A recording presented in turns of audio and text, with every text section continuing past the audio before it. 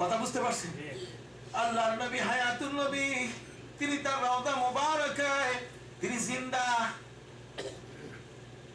আমার রাসূলের কাছে একজন গ্রামীণ ব্যক্তি সিদ্ধান্ত নিল যে নবীর দরবারে আসলে নবী যদি সুপারিশ করে দেন তাহলে জীবনের গুনাহ মাফ হয়।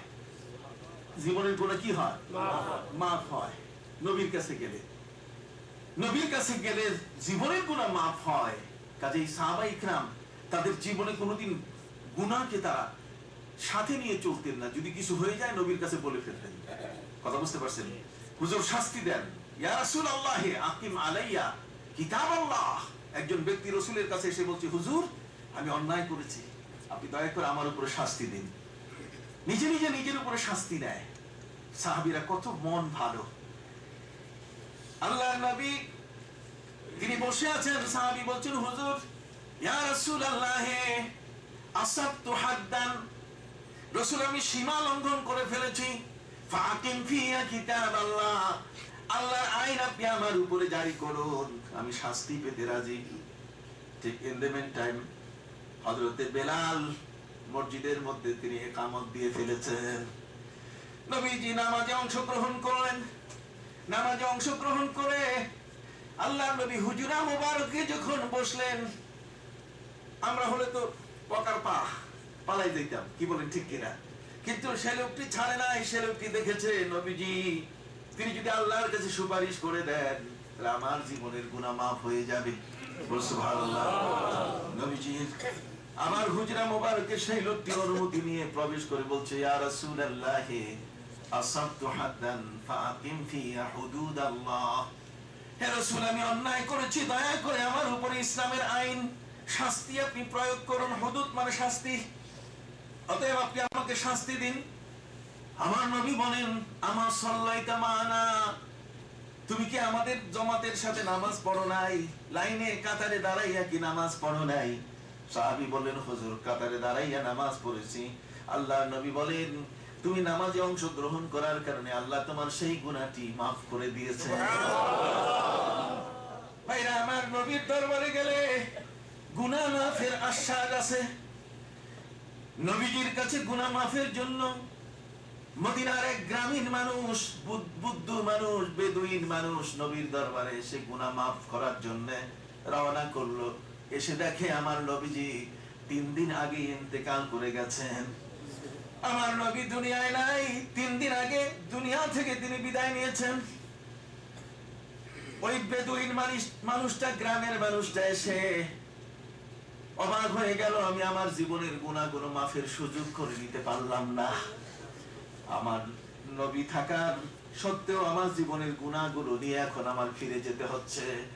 কাজেই সেই লোকটি দেখলো নবীজির ইন্তেকাল হয়েছে মাত্র 3 দিন আগে। তত তো এত অ্যাডভার্টাইজ ছিল না, এত ব্যবস্থা ছিল না। কাজেই এই বেদুইন মানুষটা জানতে পারে, এসে দেখে যে নবীজির রওজা মোবারকের উপরে যে মাটিগুলো সেগুলো সাজানো নয়, এলোমেলো হয়ে আছে। সাহাবায়ে কেরাম শোকে কাতর। কথা বুঝতে পারছেন? গ্রামের মানুষটা এসে এই অবস্থা দেখে সেও মর্মাহত হয়ে গেল। এখন কি করবে? সে ফিরে যায়। ফিরে যাওয়ার সময় একটা কবিতা সে রচনা করে যাচ্ছে, যে কবিতাটা এখনো নবীজির রওজা মোবারকের সামনে ওই বড় জালি, ওই মাঝখানের যে জালি, আমার রাসূলের সোজা বরাবর যে বড় ছিদ্রটা আছে, তার 2 পাশে যে খুঁটি আছে, খুঁটির গলার মধ্যে ওই কবির, ওই গ্রামীণ মানুষটার যে কবিতা সে আবৃত্তি করেছে ফেরার সময়, ওই কবিতাটা এখনো সেখানে লাগানো আছে। আপনি যদি তরজমা শুনেন আপনি অবাক হয়ে যাবেন, কে সুন্নি আর কে ওয়াহাবি। কথা বুঝতে পারছেন? কেন সুন্নি সম্মেলন? নবীজির রওজার পাশে 2টা খুঁটির উপরে সেদিনের গ্রামীণ মানুষটা বিফল মনোরথে, তার মানে সে নিরাশ হয়ে গেছে। নবী নাই, থাকলে তো আমি তার কাছে গুনাহ মাফ চাইতাম। কি বলেন ঠিক না? বিশ্বনবী মুহাম্মদুর রাসূলুল্লাহ সাল্লাল্লাহু আলাইহি ওয়াসাল্লামের কাছে সুপারিশ যদি পাওয়া যায় তাহলে আল্লাহ সেই সুপারিশ গ্রহণ করেন। কথা বুঝতে পারছেন? ভাইরা আমার নবীজিকে না পেয়ে গ্রামীণ কবিতা রচনা করলো। সেই কবিতার শেষের লাইনটি হলো, নফসিল ফিদাউ লিকাবরিন আনতা সাকিনুহু নাফসিল ফিদাউ লিকাবরিন আনতা সাকিনুহু ওয়া ফীহিল আফাফু ওয়া ফীহিল জুদ ওয়াল কারাম। গ্রামের মানুষটা কবিতায় বলল নফসি, আমার জীবন। নফসুল মানে কি? শ্বাস প্রশ্বাস, এটাই তো জীবন। শ্বাসটা না থাকলে আর জীবন আছে? কথা বল না। নফসুল মানে শ্বাস। কথা বুঝে গেছে ভাইরা আমার?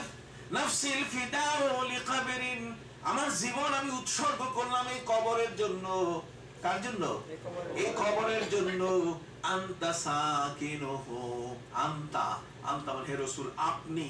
আপনি রাসূল রওজা মোবারকে তাকে সম্বোধন করছি কি দিয়া? আনতা শব্দ দিয়া, আপনি। নফসিল ফিদাউ লিকাবরিন আনতা সাকিনুহু, হে রাসূল আমার জীবন উৎসর্গ, আমার জীবন সুপে দিলাম এই কবরের জন্য, যে কবরের মধ্যে আপনি এখন বাসিন্দা। নফসিল ফিদাউ লিকাবরিন আনতা সাকিনুহু ওয়া ফীহিল আফাফু, এতে রয়েছে ক্ষমার আশ্বাস। ওয়া ফীহিল জুদ, এতে রয়েছে বদান্যতা। ওয়া ফীহিল কারাম, এতে রয়েছে বুজুর্গি। সেই দিনের বেদুইন মানুষটা আমার নবীকে বলছে আমার জীবন কবরের উপরে সুপে দিলাম। আর একদল লোক বলেছে নবীর রওজায় যাওয়া যাবে না। গ্রামের মানুষটা জীবন দিয়ে দিতেছে নবীর কবরে, আর এরা কইতেছে কবরে যাওয়া যাবে না। আপনি ডিফারেন্স বুঝতে পারছেন? ডিফারেন্সটা বোঝা গেছে কি? ওখানে মদিনার গ্রামীণ মানুষটা কবিতা রচনা করলো, আর সেই কবিতাটা এখনো সৌদি সরকার সাহস পায় নাই রওজা মোবারকের খুঁটির গলা থেকে সেটা মিশাই দিতে। কিন্তু কবিতাটা ছিল কার? একজন গ্রামীণ মানুষের। বলুন, কবিতা ছিল কার? গ্রামীণ মানুষের। নাফসিল ফিদাউ লিকাবরিন, যদি কোনদিন কোন সুন্নি আলেমের সাথে আপনি নবীর রওজা জিয়ারতে যান, তাহলে ওই সুন্নি আলেমটা দেখাই দিবে, দেখো তো আমার নবীর পাগল মানুষটা কি লিখে দিয়ে গেছে। সুবহানাল্লাহ। নাফসিল ফিদাউ লিকাবরিন আনতা সাকিনুহু, কেন এই লোকটা লিখলো? প্রশ্ন আসতে পারে, কি বলেন? আমি একটা কথা বললাম আর সেটাই হবে, আর সেটাই একজন সরকার প্রধান এসে লাগিয়ে দিবে, গলার মধ্যে সুখ অঙ্কন করে লিখে দিবে, এটা হয় নাকি? না, এটা সাপোর্ট আছে। কোথায় সাপোর্ট আছে? কোরআন মজিদে। বলুন কোথায়? পবিত্র কোরআন মজিদে সাপোর্ট রয়েছে। ভাইরা আমার, প্রথমে আমি আপনাদেরকে হাদিস দিয়ে বলছি,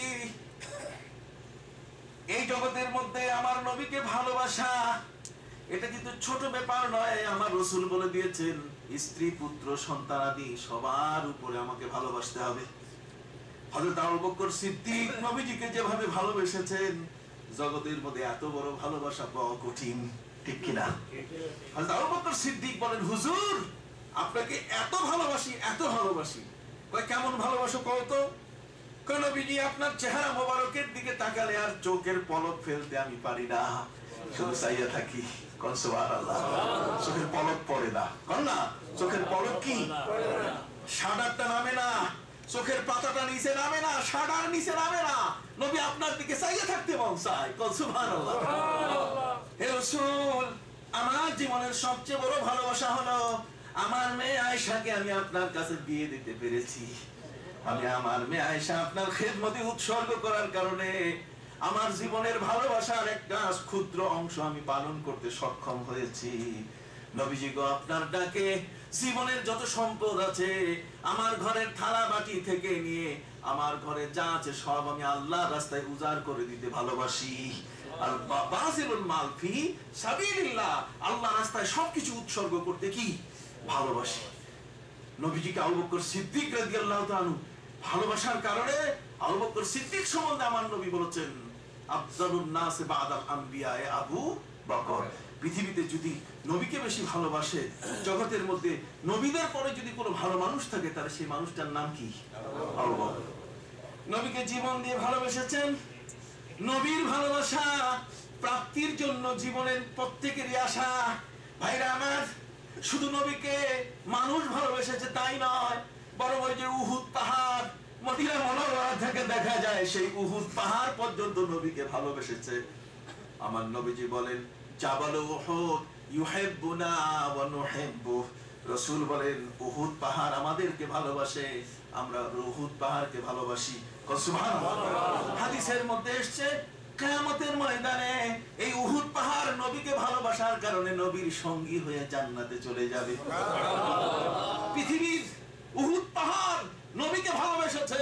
নবীকে যদি একটা পাথরের পাহাড় ভালোবেসে জান্নাতে যায়, তাহলে আমরা নবীকে ভালোবাসতে পারলে জান্নাতে যাওয়া যাবে কিনা?